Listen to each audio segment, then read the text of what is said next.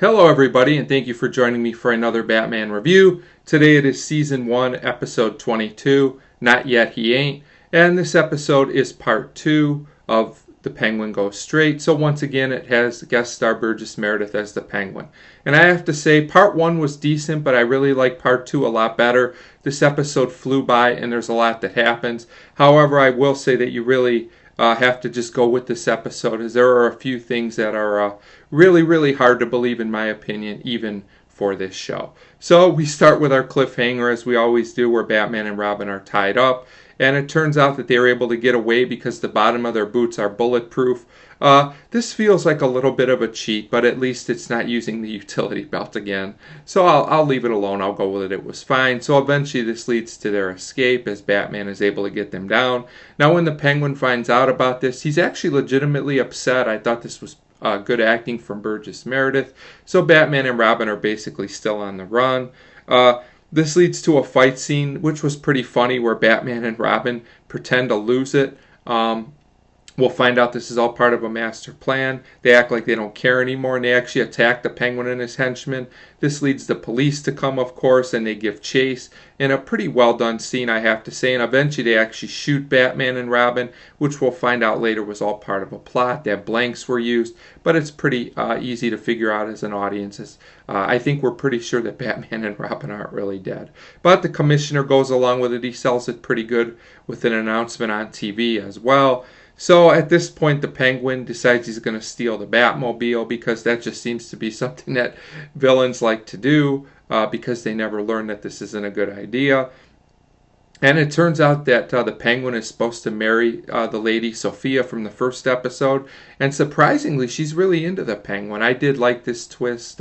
Instead of the female associate or sidekick being into Batman, she actually really is into the Penguin, as we'll find out all the way to the end of the episode. So we find out his plot is at the wedding. He's going to steal all the gifts and everybody's items, I think. And wouldn't it make more sense for him to just actually marry her? I mean, she actually has a lot of money and a lot of possessions, and it would all go to him, at least partially. I thought this would have made a lot more sense in the long run, but as we'll find out at the end of the episode, the Penguin just doesn't want anything to do with marriage at all. So then is where the episode really gets a little bit strange. The Penguin and his henchmen make it rain inside the house. They rig it that way, and this causes a distraction during the wedding. And of course, the commissioner and O'Hara are there, and they use this distraction with all this rain and everything else happening to actually knock out the commissioner and Chief O'Hara, and people just think they fainted. Now, this is pretty hard to believe, even for this show, that nobody would have seen this with all the people there. And also, why would the commissioner faint? I'm sure he's seen situations like this before. It really doesn't make a lot of sense, but I guess you just got to go with it. So the Penguin acts like he's going to be the hero again, and he says he's going to chase the thieves. They're getting away, when really he's going to use the Batmobile to get away with all the possessions, which I think they loaded into the back of the Batmobile. So there's a lot going on here. So of course, Batman and Robin are watching all this as they're still alive, as it was all part of the plot, and they're using the Bat Cycle, which I can't recall them using before, but maybe they have. And it turns out that they can control the Batmobile from the Bat Cycle, which is definitely kind of a plot contrivance and kind of a cheat, but it leads to some really funny moments, so I'll just go with it. And basically, Batman is making the Penguin drive around weird, and there is one really funny part where he ejects the henchman from the back of the seat so that he and Robin can basically capture them. And the special effect on this is so hilariously bad that it actually